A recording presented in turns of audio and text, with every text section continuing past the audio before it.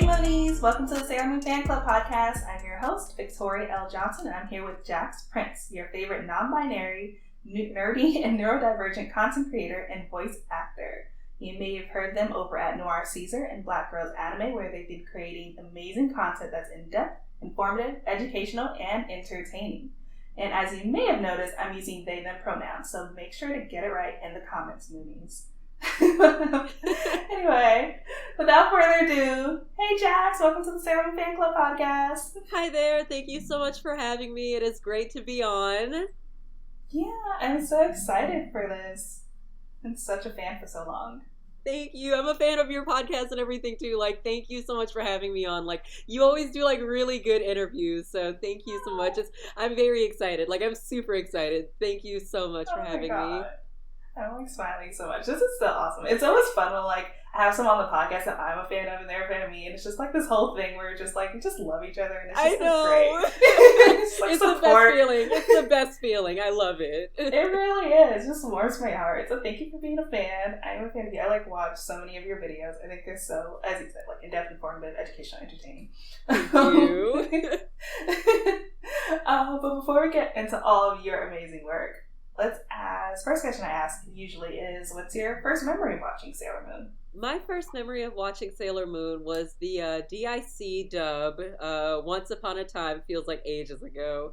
Mm-hmm. And I just remember thinking, wow, this is so different from so many Western cartoons that I experienced. But Sailor Moon wasn't my first anime, but it was, the first time that I was seeing girls in charge, and they were controlling the narrative, and there was all of this power and everything. And that's my very first memory of Sailor Moon. I just remember hearing the Sailor Moon theme song and just thinking, wow, this slaps, just getting so excited anytime, I knew Sailor Moon would come on. Get home from school, or if I was home from sick one day, I'd just be like, okay, I have to watch Sailor Moon. Do not interrupt me. Do not talk to me. Do not touch me. Do not speak to me. I need to watch Sailor Moon. I need to know what's going to happen, in the show. So that is my very first experience with Sailor Moon. And I became a Moonie hard. I fell for the fandom very hard in life.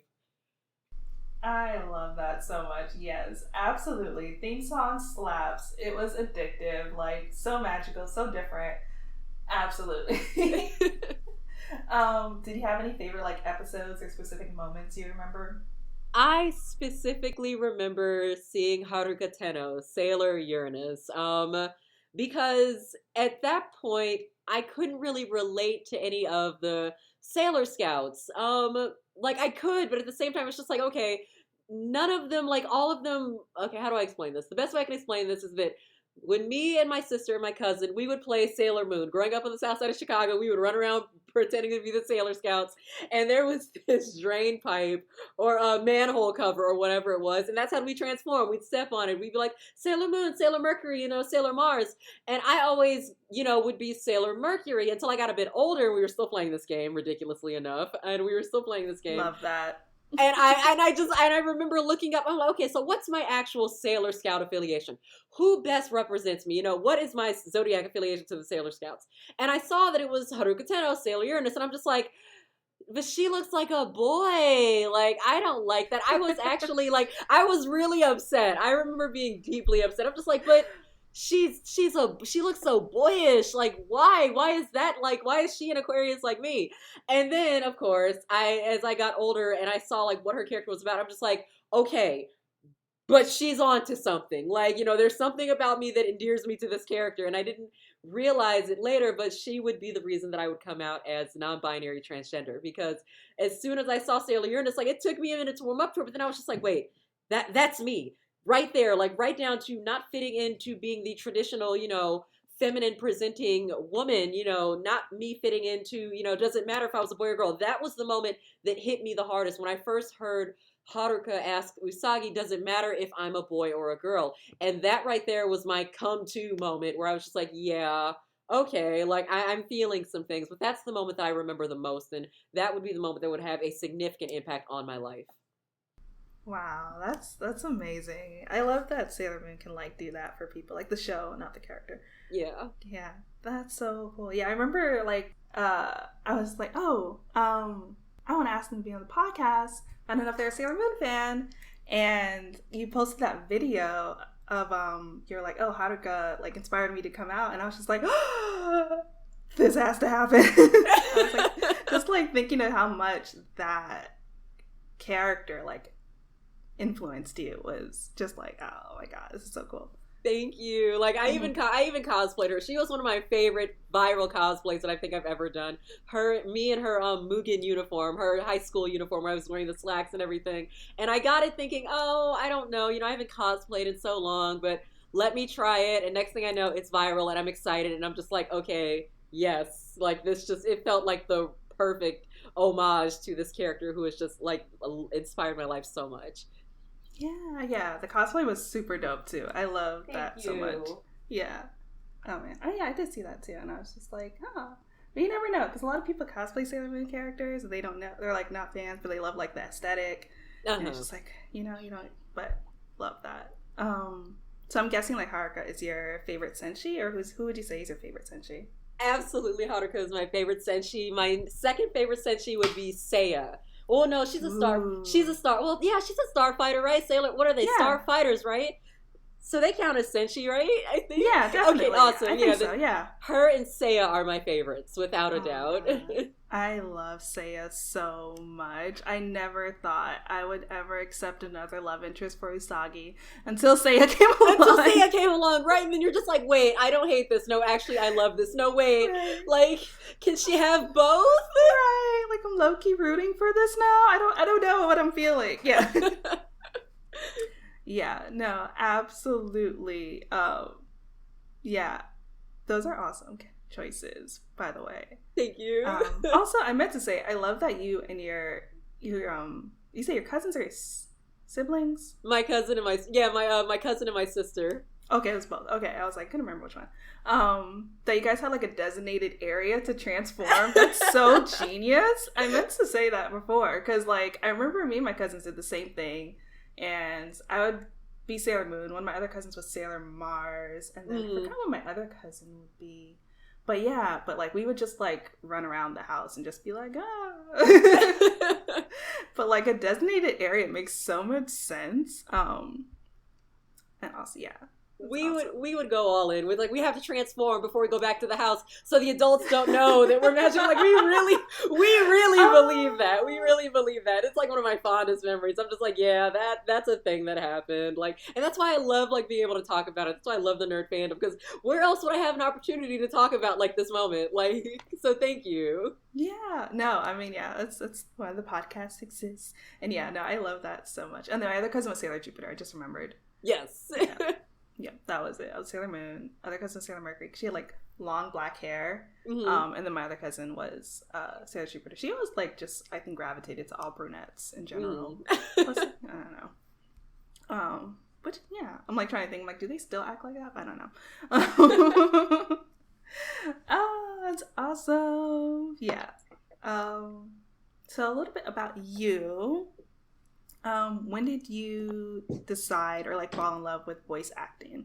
So I have always wanted to be a voice actor. Even when I was younger, I would do these. Okay, so funny story. I have terrible anxiety. I have the worst anxiety. And I mean, it is, madam, do you mind? Sorry, that would be my kitten all over my cords. And as when I was younger, I found a way that would ease that anxiety would be talking in different accents, so I would see like a British accent or something, and so I try and imitate that. Or if I got scared or something, like I would immediately almost lapse into like, or just try to do like a funny voice to kind of maybe break the tension around me. And as I got older, I realized, I would see, oh my God, I've been playing video games and watching anime my entire life, but I would think, how cool would it be to actually voice some of these characters and really get into the series like that and just kind of go beyond just being, a normal fan. And as I got older, I had always wanted to sing. Here's the thing. I cannot sing to save my life. Like, if it came right down to it, like, I cannot sing. That is my one regret, is that I can't sing. But then I got sick. I got very sick when I was 16 or so. And it was like going through a second puberty. My voice used to be super high and super light and everything. And then like my voice immediately dropped, like I was going through a second puberty. And I'm just like, oh, my voice is never going to be the same. What happened to me? you know, and then people would start asking, hey, do you sing?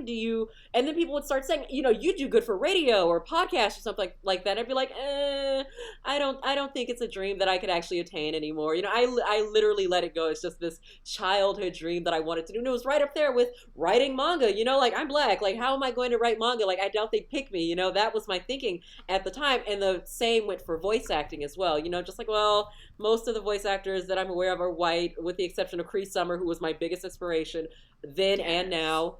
And also, you know, Sailor Moon fan. Sorry. Yes, I love that she's a nerd. Like, nothing makes me happier knowing she's a nerd. Like, when I grow up, I want to be like Cree Summer. Like, she's so awesome. Yeah. She is. And I just remember just giving up on it, but you know, I'd still do the different voices and everything. And then there came a time in my life where I had to, well, I mean, can I be open on, like, how much am I allowed to talk about? As much as you want. Oh, okay, cool. Okay, so there was a time when I was a professional dominatrix, and these accents. Sorry. Oh no, please go ahead. Go ahead. I was gonna say, we've had a sex worker on the show, so. Oh, great! You're perfect. Good. Thank you. Yeah. Oh my God! Yay! Oh, thank you. Okay, perfect. So there was a time where I was a professional dominatrix. I mean, I technically still am. I do phone sex work and everything, and those accents would really come in handy. So I would practice these different voices, these different characters and everything that I had to be. And people would believe it. I remember getting people to believe that I was like from England or someplace, like, for almost 2 months before I was finally, okay, I'm done with the accent. This is actually what I sound like now. And they were just like, fucking what? You know, so, and I remember that. And then I remember wanting to do voice acting. And then when I got with Noir, that seemed to be more of a reality, you know, saying maybe I can do this. You know, I'm working in manga. I've written a manga. I didn't think that was possible. Maybe I should do voice acting. And it's namely because I kept hearing, you have such a great voice. You have a great voice for radio. You have a great voice for TV. You have a great voice for this, that, and the third. I'd be like, yeah, but I can't sing. I don't think I'll go very far. Like I said, I have anxiety. Like, so I was just like, I don't think I'll go very far with this, you know? Like, I don't have the money for school. I can't. Nobody's going to want to hear me talk. But then I remembered when I was really little, my mom would do depositions. You know, she was a businesswoman and everything like that. And she would bring home her tape recorders. And I would just record myself just saying silly shit on her recorder all the time. And then I remembered that, and that kind of, you know, maybe pushed me forward, saying, okay, I see the universe is kind of giving me a sign. Maybe that is something I should pursue. And it was when I got with Noir that I started taking it very seriously. I started doing the voiceover videos and everything and really trying to come out of my shell, because there was a time where before I got with Noir, there was a lot of stuff going on in my life, and it led to me being agoraphobic.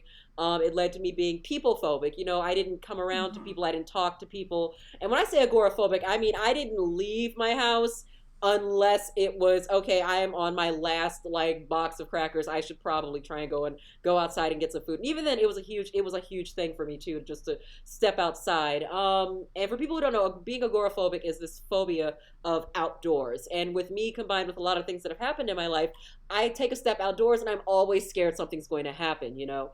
So that's something I've been working through. But, you know, with Noir, they're just like, take your time, you know, you want to do voiceovers and stuff like that, great. You don't have to leave the house to do voiceovers, just do voiceovers for us. I'm like, okay, I can do these voiceover videos and really try and it gave me a sense of purpose too.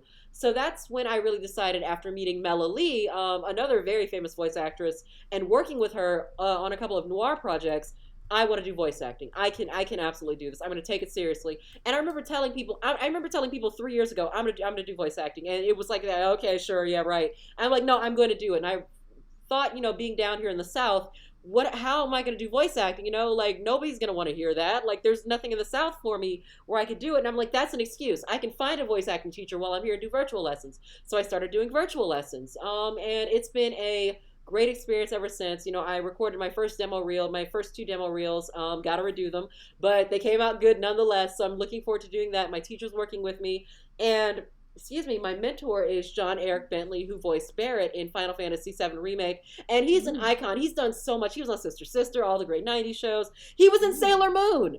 He was Tiger Eye. He was Tiger Eye, I think. Oh my I think he was Tiger Eye.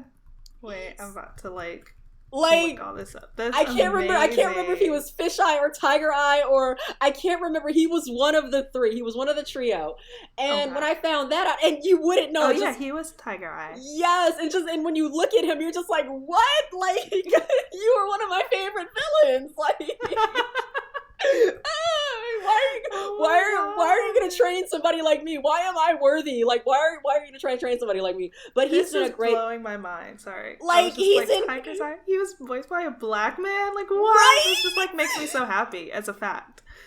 Like, I was so hyped to know that about him, and I'm just like, wow, I'm in the presence of royalty, because he really has done it all. John is incredible, and he's been a great mentor and trying to. Oh, sorry, go ahead. No, I'm just like looking back, and he also voiced Tiger's Eye in the new dub too. Yeah, I didn't know that. I was just like, wow. Oh my god, yes. Okay, sorry. I'm just like going down this IMDb rabbit hole right now, but I'm gonna stop. Go ahead. No, like, I didn't know he reprised it in the new dub. That makes me really happy to know, actually. Mm-hmm. So, but yeah, and it's just ever since then, I've been really trying to get small roles and build up to it, and really market myself as a voice actor. And that is essentially what motivated me to do it. So, and then, of course, being surrounded by so much Black excellence in voice acting now, that helps significantly. Like Zeno and Aniris and just Gabe and so many others. And I'm just like, you know what? Now is my chance. I can do this. I can absolutely do this. And I'm going to do this. And that was my decision to become a voice actor. I love a overcoming story. Thank you. I'm still working on the overcoming part. I still feel like I'm not quite there yet. I'm getting ready to move to LA, and that's like a whole thing for voice acting, but yeah. I'm really looking forward to it. Yeah, no, I mean, I feel like, I have anxiety too, and it's funny, like, I used to hate public speaking, and I think I might still do. I don't know. I haven't really had to do it on a larger scale, but if you would have told me I have like a podcast in like high school, I'd be like, what? Same. But, you are like blowing my mind, because I feel like for so long I was following your work and like with your videos, and I was like, oh, like Jax is so great, and like you're bringing up all these things, and I'm like, oh yeah, you did write a manga, oh yeah, you do all these other things. Yeah, I do actually want to talk about Hanakotoba, the language of flowers.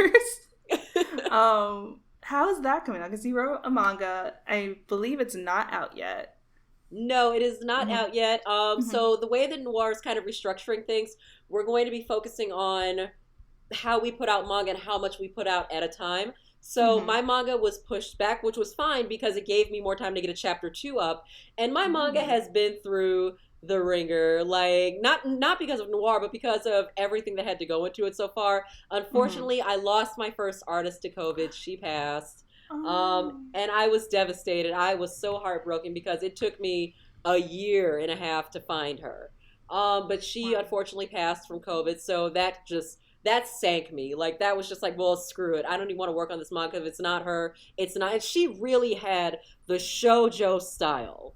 Like, she did, and it was incredible. So then I was just like, okay, I still need to tell this story, I have to keep moving on, even if it's with a different artist, and so I began looking for another artist, and Noir helped me find it, and so Noir put me with another incredible artist, who just also does shoujo manga, and I'm just like, okay, let's pick it right back up. But then I realized, people in Hollywood are looking at Language of Flowers, and this is a big deal for me, because now I'm being asked to write a screenplay for it. Oh, wow. And pitch it, so I'm just like, oh God. So it's from my first manga to my first screenplay. Help me. I have no idea what I'm doing. So it's happening whether you're ready or not. Exactly. So I've been working on the screenplay. I've been working with Noir's editors. They've been really helping me through this process. And it's so funny because once you start something, you realize maybe you're not as bad as you thought you were going to be. So, it's really exciting and nerve-wracking at the same time to be like, yeah, XYZ at XYZ company wants, to know, hey, what's going on with Language of Flowers? We're very curious about Language of Flowers. We're asking for it by name. And I'm just like, it's coming. I swear it's coming. So we've got the manga coming out in a couple of months, and then I'm working on the screenplay, and hopefully that will be picked up. And then, you'll see Language of Flowers on Netflix or something cool like that. And that is the hope. Oh my God, that's so amazing. It's so funny. Every time I have someone on the show, they're always working on something that's like amazing that's coming out later, and I'm like, oh, you have to come back when it happens. Yes, I'll be happy to. Thank you. Yeah, please do, because it's just so funny how that happens. I mean, it makes sense, because like all Moonies are amazing, and I feel like they're just always doing amazing things. Like, so many people have been on the podcast, even in the past year, like now, like they've released a new book, or they've released like a new thing, or they're doing a new project, and I'm like, you have like a whole other set of things to talk about now. It's so yeah. fun. Yeah. Oh, it's been busy, but I've been very grateful. Like, I'm really grateful. This is a big moment of transition for me, so I am incredibly grateful for all the opportunity I can to get to grow and learn. Yeah. Oh man, I'm so excited for you. I'm like smiling right now. Thank you. Also, I forgot, and it's funny because I was just looking at this yesterday, but I thought it was so clever that you do the phone sex on OnlyFans. I haven't seen anyone else do that, or I haven't heard of anyone else doing that, and I was just like, that's so smart, because like, if you want to get into voice acting, it's a great way to kind of like hone those skills and show your skills, but also like make money. Yes, thank you so much. At first I was nervous to let people know, I'm doing phone sex. Like, that's the job that I'm currently on break for, so I can do the podcast. So, and I love it. I love it so much because at first it was just like, okay, I really need to make money. And, but what can I do that lets me make money in a good way? Because I mean, sex work is nothing new to me. I've been a professional dominatrix like most of my adult life, and doing it over phone was like something that I had done in the past as well, just for certain clients. But I'd be like, okay, let's do this full time, and I love it because then I watch most anime that is such ecchi and fan service, and I'm like, I make those sounds every day. I'm on the right track. I can do this, and that's what I love about it. And when it came to OnlyFans, I was just like, nobody's talking about this. I know that OnlyFans is very visual platform, so if they're not seeing something, they may not be as intrigued. I'm not seeing something, I'm hearing it, and so I've just decided that for these next couple of episodes, because I've just been talking about what it's like doing phone sex, I haven't actually uploaded an actual call. So what I'm going to be doing for this week's video is I'm going to be doing an improv, because that's really what phone sex is. It's improv. It's improv. You have to be real quick with it, and you have to be comfortable with a lot of things, and it's really essentially acting. I cannot stress that enough. It is acting. Whatever kink your client has, you have to act like, oh yeah, I'm into it more than you are. Like, you really have to sell it, even if it's just like, oh God, I gotta go to church and bathe myself in holy water. Like, I'm not getting into heaven after this. No. But I love it, and it's such an interesting way for me to get into voice acting, and that's something that I felt like, if it hadn't been for literally Megan Thee Stallion or Lil Nas X being nerds and being out and being, having sexuality so tied to their nerdism as well, I probably would have stayed quiet about it, because I'm thinking, wow, I go out as a phone sex. If I come out as a phone sex operator, will that hurt my chances of voice acting? And then I started looking at it like, no, because it's literally just a different form of voice acting, and it's helping me hone my craft. And again, I say again, like, I want to bring back dubbing hentai. I want to make dubbing hentai a thing again. And some of my projects are hentai based as well. So I want to bring that back into the mainstream, where dubbing hentai is not just, the bad dubbing it used to be. I want to be a professional level voice acting who does dubbing hentai, but can also do something as sweet and sincere as Fruits Basket. That's the goal that I am working on. But thank you so much for that. I want that for you, because I've been going down a smut manga rabbit hole recently. Swear, I stayed down that rabbit hole. I swear. Like, anything I'm reading, it has to be smut. I'm reading like a billion manga right now, and it's like all smut, and I'm just like, oh. Yeah, that's about where I'm at right now. Like, I'm in the process of reading Velvet Kiss, which I hear is like a popular one, I think. Ooh, I have not heard of that. I need to read it. It's pretty good. And just like a bunch of like little like webtoons and stuff, but they're not as like, NSFW. I think that's the acronym. Yeah. But yeah, it's just I don't know. It's so funny. But yeah, I totally want that for you. I think I've been actually thinking about like hentai lately, and like, we do need like more dubbed, like good dubbed hentai, because like, we don't have it, and people want it. Yes, and there's so many like just good hentai, specifically Josei hentai coming out. I call it Josei hentai because it feels vastly different from mainstream hentai that's meant for the male gaze.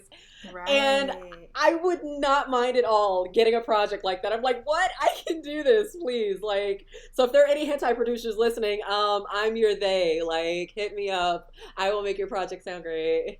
Yes, hit up Jax. They are your person. Yeah, your voice is like so soothing, by the way. I'm sure you hear that a lot, but like I'm listening to it and I'm just like, oh, this is so nice.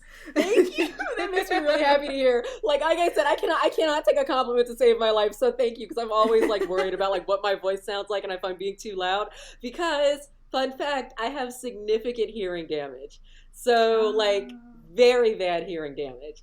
So I'm worried that sometimes I might be too loud. Like, and I literally cannot hear myself sometimes, like how loud I'm getting. Like, I could be really excited about something and you would hear me like 2 doors over. And I'd be like, I am so sorry. Just let me know if I'm being loud. But that's something that makes me really happy to hear. So thank you. Yeah, well, your voice levels are perfect right now. So don't even worry about it. Thank you. And actually, other thing too, like what would you say is a misconception about being a phone sex worker or a dominatrix? Oh, I love this question, and I love you for asking these questions. Oh my God. Because like, please go ahead. No, I was just saying it's important. I feel like so many people like have so many perceptions or preconceived notions about these professions, and I'm like, let's get it out in the air. Well, I would say for being a dominatrix, the main conception is that Black people are not into BDSM. This is a complete misconception, but I can also understand the cultural and historical stigma that might come with it. You know, you being Black and into BDSM. Weren't your ancestors slaves? Like, I'm pretty sure they're side-eyeing you for being into this sort of thing like that. And then I'm just like, well, no, my ancestors would probably be proud of me that I get to beat racist white men and make money for it, and they like that. Like, that sounds amazing. It's incredible because most of my clients, not even most, all of my clients, I have never had a Black client in my life. Like, ever in my career have I never had a Black client. I've had Black submissives, but I have never had a I've had Black women and non-men submissives, but I've actually never had a Black man as a submissive or a client. So it is predominantly white. It is 100%, I'd say it's 95% white, with that 5% being Black, Asian, and Latinx people, POC people who are into it. It maybe even be a bit smaller, actually. That feels a bit too generous to say, so let's say 97%. But it is very lucrative, and it is one of the only fields where you do not have to have sex with anybody in the field of sex work. Like, let me be very specific about this. A lot of my clients are into pegging, you know, so that's just a strap on, you know, like fucking them with a strap on. But I don't have to be like naked, you know, I don't have to be the one to get done, which is always nice. And that's something that I really like about it because, you know, it's so cathartic. So it's very cathartic, and I cannot tell you just how therapeutic it can be. Again, having people who are... Have you seen Meg Thee Stallion's thought shit video? Yes. Okay. Talk about cathartic. Yes! That type of white man in that video, those are my fucking clients. Those are my clients. Those are my fucking clients who will turn around and say how much they hate Black women and can't stand Black women or Black people in general, but will pay dumb money to be beat senseless by one, to have needles shoved through their dicks by one, to be degraded. Literally the wildest thing a client ever said to me was, I want you to punish me for my family, for my ancestors and my family owning yours. Let me tell you, I beat this man within an inch of his life. The rule is thou shalt not strike in anger, but like, I'm just like, okay, I'm going to enjoy this. Like, if you bring this to me, I'm going to enjoy this. Like, because of all, especially being Black just today, anytime, just being Black in general, like, that's so cathartic. And I love it. But another misconception about phone sex is that, believe me, we're acting. I remember having a client say, hey, are you playing with your pussy? And I'm just like, I sure am. I literally had my cat in my lap and was just rubbing her. Like, literally, like, or saying, oh, I bet you're fingering yourself so hard right now. I'm literally playing video games, nigga. Like, no. I'm working on OnlyFans content. Like, no, we are acting. Like, we are not into this as much as you think we are. That's hilarious. It's funny because they're like, oh, I bet you're playing with your pussy. He's like, technically, yeah. Technically, yes. It's not a lie, but, you know. But they love it, you know. And I will say another thing about phone sex is, it's okay. The misconceptions, and I see this a lot. These are misconceptions that I want to clear up. I see people joke all the time, I'm going to become a stripper. I'm going to become a dominatrix. I'm going to get into phone sex. Y'all, it is way harder than you think it is. Like, it is so much harder, especially if you want to talk about people. And I love people who say, oh, I'm just going to become a stripper. That shit takes work. I was one of those people who thought, you know what, I'm just gonna become a stripper. Guess what? I don't have rhythm. Like, I had no talent. Like, I have, like, no ass or no titties to be up there flaunting to, like, the audience. Like, I had none of that, but I thought I could do it, and it was work, and I got up there on the stage, and I looked stupid. So that was so humbling. So if you're gonna say some silly shit, like, if I'm gonna be a stripper, I'm gonna go into sex work, I'm gonna do phone sex work, like, really think about that, because it's never as easy as you think it is, especially with phone sex. Like, it's not just talking to, like, you know, and I know that a lot of people's experience with phone sex is so screwed up. It's from Rocco's Modern Life, where Rocco got a job as a phone sex worker and ended up talking to Mrs. Bighead. And, you know, there's literally a sign that says, be sexy, be saucy, be naughty, be something. And he's like, oh baby, oh baby, oh baby. And then the phone clicks off because he realizes he's talking to Mrs. Bighead. But, you have to be so good at, and you have to be flexible. I cannot stress this again, okay? Because I get some really, really screwed up calls, and here's the best part. A lot of my clients do not know that I'm black. They think I'm white. So they will say some fucked up shit to me, not realizing I am black. There is a fetish for black women and black guys, specifically black penis. There is a fetish for it. So if you are not okay with race play and that sort of thing like that, you know, then this is not the line of work you want to be in. I cannot stress that enough. Like, you have to be okay with it. You have to be okay with it, but you have to be okay pretending that you're okay with it. And, like, that's pretty much it. Like, and that's the misconceptions that I want to clear up about it. But if you're black and you do want to get into BDSM, please hit me up. Like, do not go out there, because this is an industry that will eat you alive if you are not careful. So, you know, if you do have any questions about that, like, definitely hit me up about that sort of thing, or check out my OnlyFans where I talk more in depth about this sort of thing. But I love what I do. You know, it's an incredible experience, and I'm happy to have those experiences in a healthy and safe way that I can do it and make money. That's always nice. Yeah, sounds great to me. Yeah, I love too that we've started to say sex work, because I think a lot of people don't realize, like you said, that it is still work. Like, it is work. It takes, like, practice. It takes work. Mm-hmm. It takes time. It takes energy. Yeah, so thank you for sharing that. I really appreciate that, because thank you for letting me share it. Thank you for letting me share it. It's so true, because it's just like, I feel like there's, especially with sex work, there's so many people who don't know about it. Mm-hmm. So it's like, let's talk about it. Let's talk about misconceptions. Let's talk about what you do, what you don't do, what happens, what doesn't happen. Yeah. Get rid of, like, also, I didn't realize that Rocco's Modern Life had that episode. Yeah! That's hilarious. Oh, we were children. Like, we were literally kids. Who were these cartoons for? Because they were not for children. You cannot convince me. Convince me. I had to Google and make sure I was thinking of the right show, because I was like, no, not the Nickelodeon series. I was like, what? That scene was there. Rocco was filthy. Rocco was fucking filthy. They had jokes all over. And now my grandma did not want me watching that show. Like, my mom would put on cartoons. My grandma would be like, no, this is disgusting. And I'd just be like laughing, not knowing any different. Like, oh, cool. A casual masturbation joke throughout the entire length of the series. Right on. Like, what the heck? I watch it now and I'm just like, how they could not get away with this now. Like, they could not. I'm on the Wikipedia page and there's, like, a whole section on censorship, and I'm like, oh, this is gonna be good. Yes, go down that rabbit hole. Like, I love it. It's definitely gonna be my tonight's plans. After this, it's like going down this Rocco's Modern Life rabbit hole. Gonna probably, like, watch the whole series. Only 52 episodes. It's not too bad for a cartoon.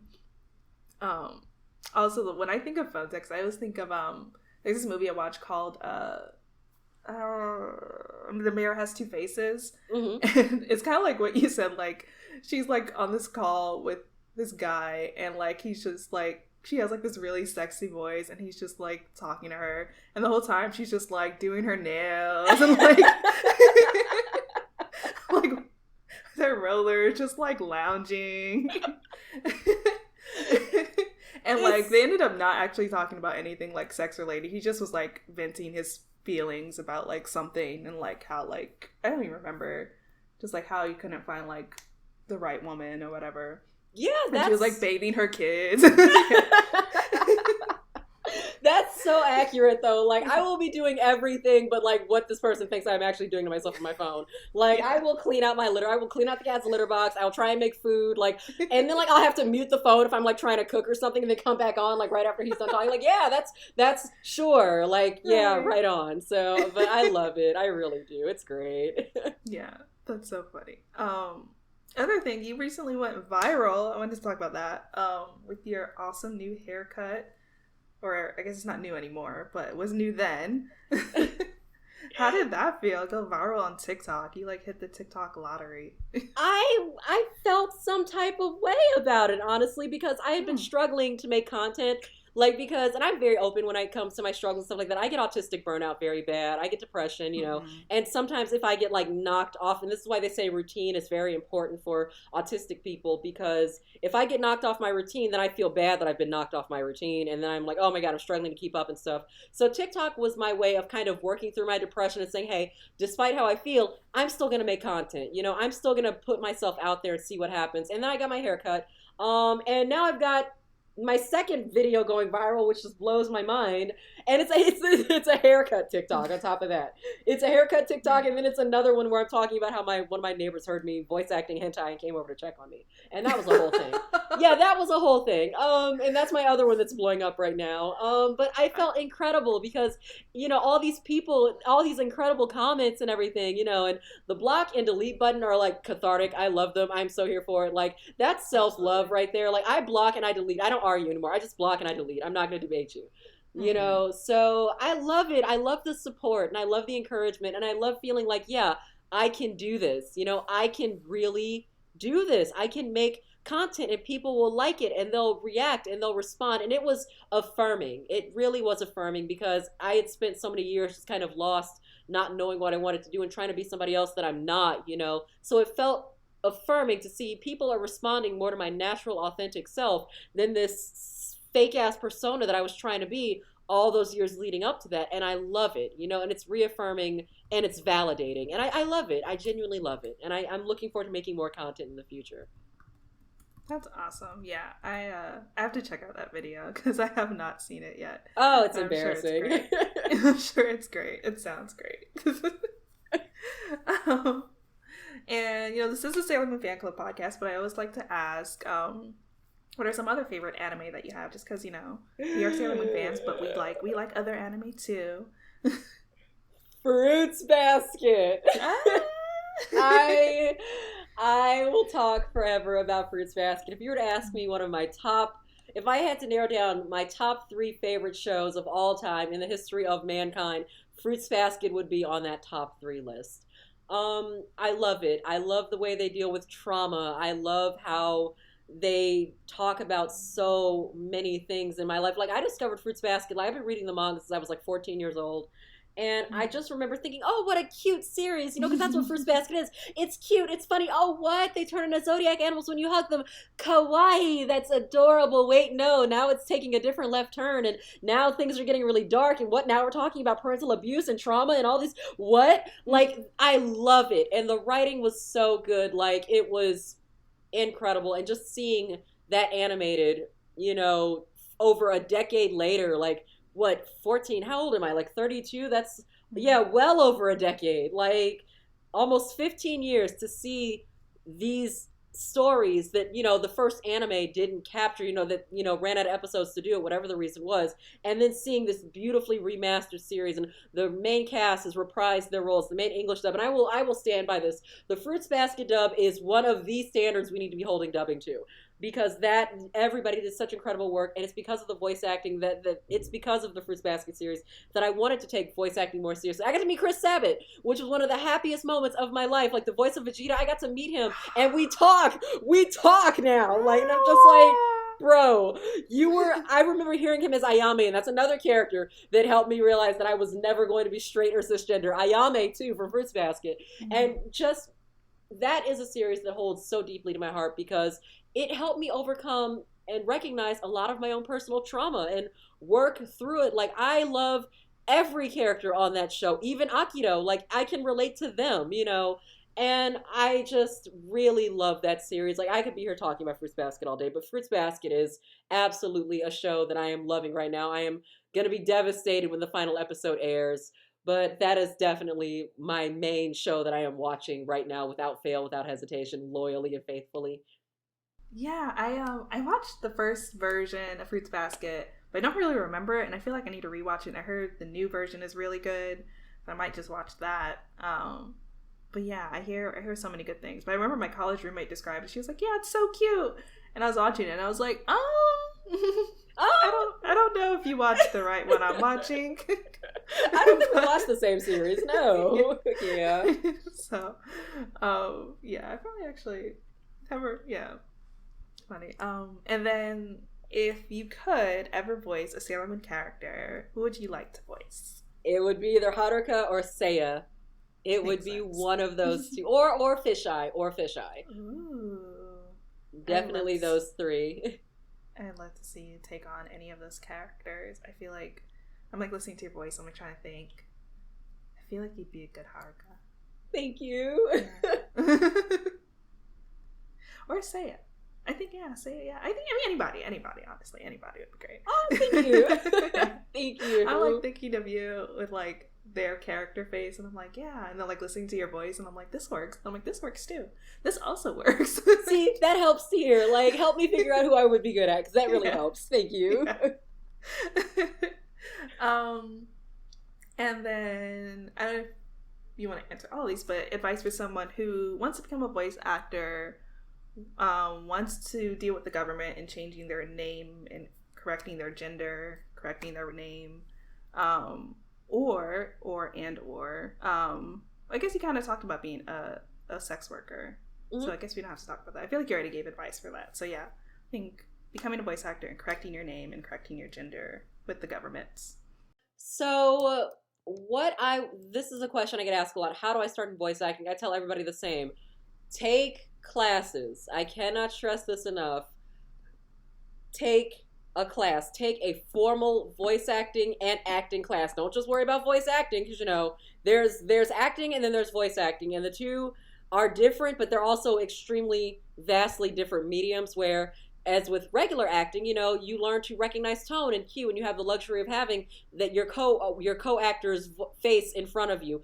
A lot of people think voice acting works where, everybody's in the same room and they're voice acting. Sometimes, yes, but more than not, you're reacting. You're reacting to somebody you're not in the same room with. You're literally just reacting to their voice and what's going on the screen. And in order to understand that, you need to go to school for that. That was the advice given to me by Mr. John Eric Bentley himself. Take a class, please, because that will help. That can help you more than I can, honestly. That will teach you, how to find your voice. That will teach you the ins and outs of voice acting. That'll teach you, the different voices that you can do and what works for you and what doesn't. It'll teach you how to breathe properly. It's all of these intricacies that go into voice acting, and you're best suited for a voice acting class as well as an acting class. I cannot stress that enough.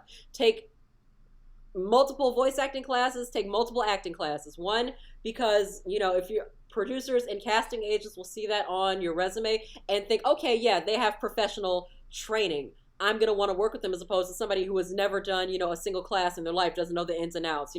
Very rarely, I want to say it's less than 1%, like 0.0001% of voice actors who break into the industry having no training whatsoever. But most of them, like 99% of them, have that formal training. So take a class, and take voice acting classes. Take classes, and practice voices in the mirror. I talk to my cast and I do all these silly voices. I do phone sex and I can do all these different voices and accents. I could have a call with somebody. I could literally be speaking to somebody in a call for 15 minutes, have to take another call. It's that same person, but they want to talk to somebody who sounds a bit different and who doesn't sound as much like I do. That sort of thing like that. So I would say take a class, because even my voice acting teacher helped me do phone sex better. So take a class. And plus, having classes and having that your teachers, if they're very good teachers like mine, will send you castings and send you roles that they think you're good for. So I would say absolutely take a class. I get so excited. I mean, for anyone, we're Facebook friends also. And every time you post like a thing like, I just got the job offer, and I'm like, yes! Yes, you are so supportive and I love you for it. Thank you. Just like so excited for Thank you. Like, I need that energy. Thank you so much. I appreciate it. So just like rooting from you from like my room. Thank you. Oh my god. And then on less fun things, dealing with the government. Yes. Yeah. So if first things first, before you want to deal with the government, make 100% sure that you are sure of what your name to be. For a lot of people, people are just like, oh yeah, you can change your name that easy. It's not easy, especially if you are named after somebody in your family. Your name is a not a hand-me-down, but what's another word for it? An heirloom, if you will. Mm-hmm. If your name is a family heirloom, there's so much more that comes with that. Like, I'm named after my grandmother, Jacqueline, who is not, she'll pray for me, but, she's not the most supportive person when it comes to this sort of thing like that, but she still loves me very much. But, it came with, I'm moving away from this name that was given to me, of this great woman. And that's a lot that comes with that as well.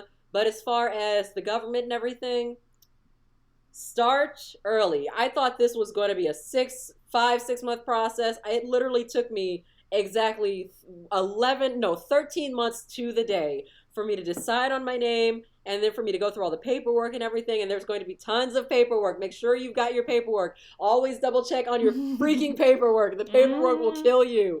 Like, it is so stressful. Make sure you have, and make sure your name is spelled correctly. I spent a year trying to get my name changed, only for the judge to misspell my last name, and it's not even the name I was trying to get changed.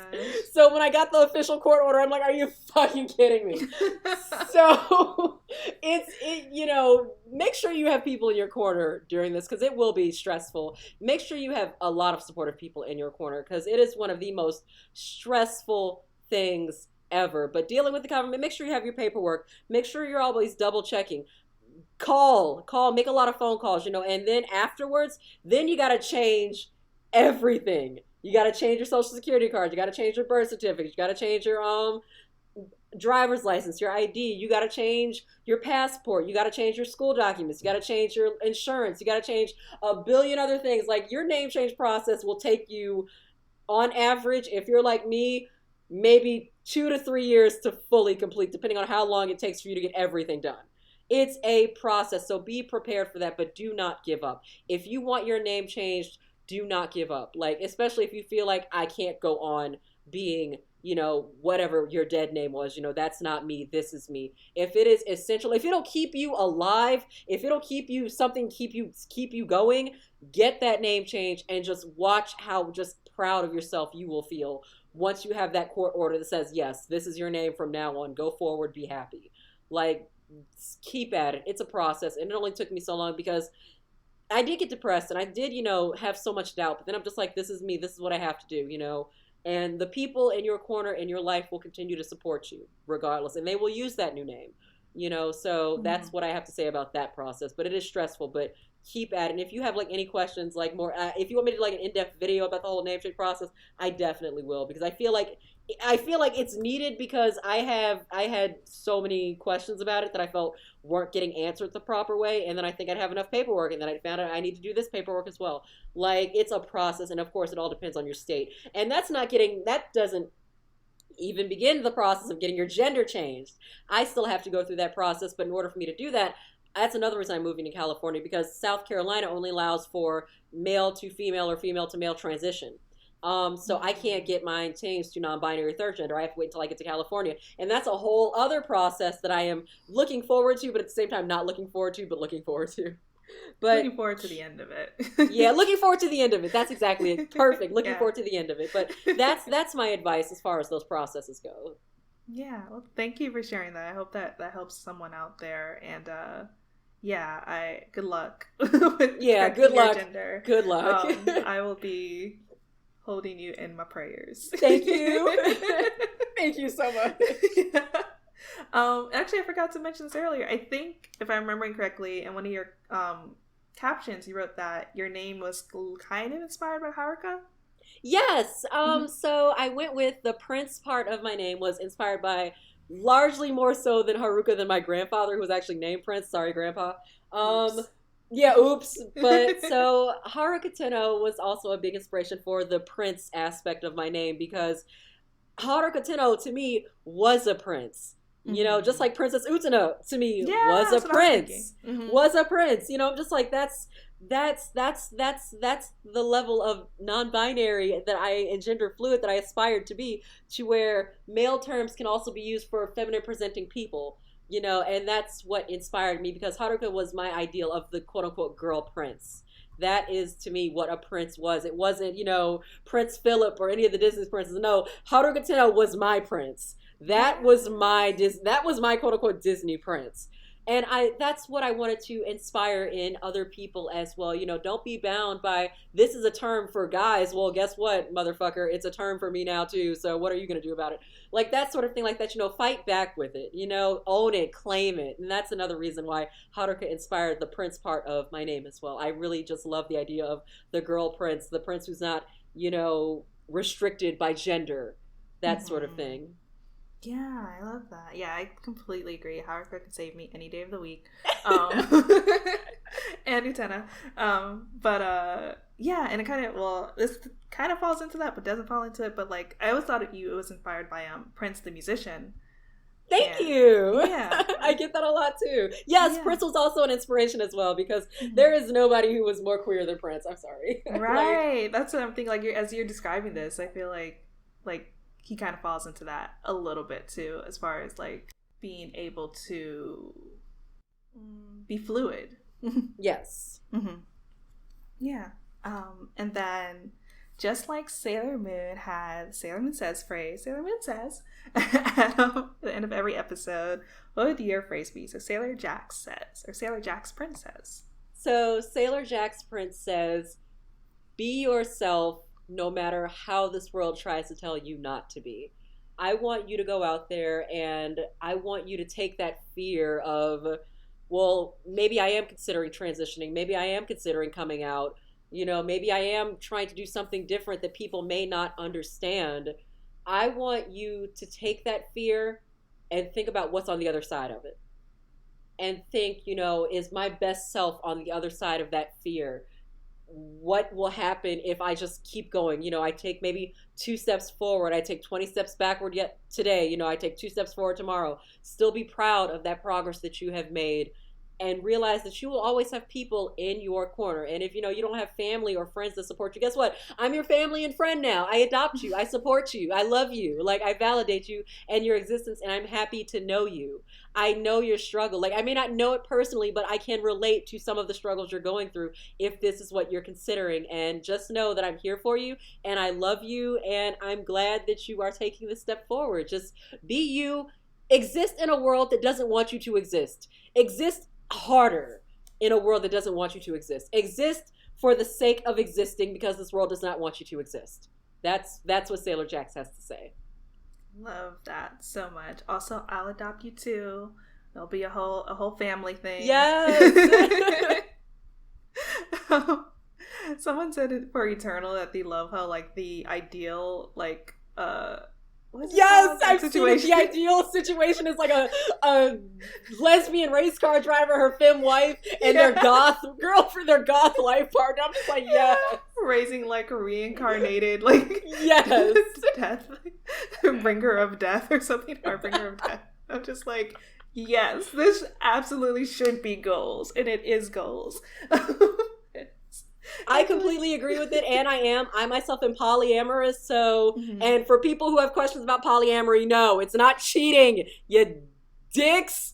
Like, let me say that stressfully. No, just because you have one partner does not mean, while we're on the topic real quick, let me just set the record straight about that.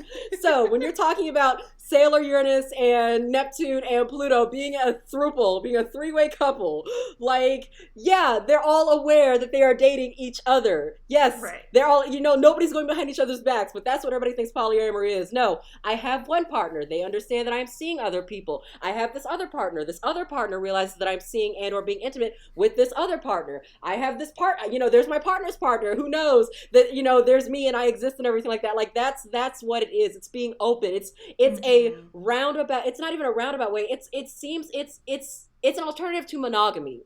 And Right. I feel like so many people would be happier maybe trying to be polyamorous, because some people can't be monogamous to save their lives. Mm-hmm. But even then, if you can't be polyamorous, like if you can't be monogamous, we definitely don't want you in the poly space. But like, don't get it twisted. Like, you know, I love that people are accepting like Neptune and Pluto and Uranus as like this three-way couple. But like, don't get it twisted. Like, that's healthy polyamory. Like what you guys are thinking about is the toxic type. So that's all I had to say about that. I just want to get that out there. No, completely agree, and thank you for getting that out there. It's definitely all about communication, transparency, and honesty. And I think as long as you have that, like, it doesn't matter. Like, it's only cheating if you're lying and like exactly being dishonest. But if everyone knows everything, then it doesn't matter. That's just your relationship. Exactly. Well, where can people find you and all these amazing thoughts that you have? So you can find me on my YouTube under Jax-Prince Cottrell, Jax-Prince, and then you can find me across all social media at JaxAttack, JaxAttaxx. Pardon me, across all social media. And you guys can find me on TikTok at Jax-Attack as well. And that's where you guys can find me. I am everywhere. You can find me on North Caesar at Black Girls Anime. I'm about to make a whole video for North Caesar about the whole Catwoman DC thing. I'm about to have so much fun with that. Like, that was supposed to go up on Friday, but like, I have to talk about this today. It's so absurd. So you guys can look forward to that as well. Well, it'll be out by the time this podcast is out, but still. Yeah, I almost was, and I'll drop the link as well. But in the show notes, but I almost brought that up earlier when we were talking about like playing with your pussy, but I was like, that's another rabbit hole. But, and you mentioned the North Caesar video that's coming up. What else is next for you? Do you have anything else? I know I'm going to be doing a couple of videos for Black Girls Anime. Like, I typically I try and have a set schedule about what I'm going to talk about, but I typically know what I'm going to talk about maybe 2 or 3 days in advance, and then I work with that, and then I put it out. But my next thing is going to be talking about E3 for North Caesar, you know, and how COVID has changed the landscape of E3. So that's something else I'm going to be talking about. And then I'm going to be talking about, for Black Girls Anime, how as much as we love the new Sailor Moon, there is no denying they lighten Pluto's skin significantly. Yeah, I so mentioned that's that in my something reviews else. too. Yeah. Yeah, that's something I feel like I need to address with BGA. Like, we loved it. We absolutely loved it. It was perfect nostalgia. It was beautiful. It was the culmination of so many years, but we can't ignore the elephant in the room and that she was way lighter than she needed to be. Definitely. Yeah, that's been the frustrating thing about Crystal as a whole, is they lightened her skin. Even more so than the original 90s anime, which already lightened her skin from the manga, and I'm just like, y'all are just going down the wrong way here. Well, see, and I noticed they're doing that with a lot of the Disney princesses, too. Yeah, they are. Colorism. White supremacy, screw you! White supremacy does it again. Yes. Yeah. And then, like, In the Heights now is like a whole thing. And, like, oh my god, no, I'm so scared to go down that rabbit hole. I saw Frankie talking about it, and I'm just like, oh no, I gotta go down that rabbit hole eventually. I know, it's unfortunate, but yeah, it's there. But yeah, well, thank you for coming on the Sailor Moon Fan Club podcast. This was amazing. Thank you so much for having me on. I really appreciated this. This is like one of the highlights of my week. So thank you so much for having me. I love hearing that. So it was great for me too. This is like awesome. I'm gonna be happy for the rest of like the week probably too. Thank you. Well, you're doing amazing. You are doing freaking incredible. Like, please keep up the great work. Like, you are doing phenomenal, honey. Thank you. You too. Like, literally, like, anytime you post a video, I'm like, oh, I need to like save this for later, like grab some snacks, like chill, watch, like you had my favorite like but can they be Goku content as well. I mean, I've got to get back to doing that. People really love that. Like, I've got to get back to doing it. I may make the videos shorter, which I think was my problem. I was making them a bit too long, and that's a lot of work. Those videos are work. So I am definitely going to get back. Now you've motivated me to make it a thing again. So thank you. Yeah, I mean, and check out her Sailor Moon one too. It is. I'll put the link in the show notes as well. Awesome. Thank you. Yeah. And once again, I am Victoria L. Johnson, and I'm the host of the Sailor Moon Fan Club podcast, which you can find on all podcast streaming platforms. We also have merch at mooniesclub.com, and you can follow the podcast at Moonies Club on Twitter and Moonies_Club on Instagram. And you can follow me at Miss Old School. It's Old School with a K on Twitter and Instagram, and I'm on TikTok at Sailor Victoria. And thanks for listening, Moonies. Bye, y'all.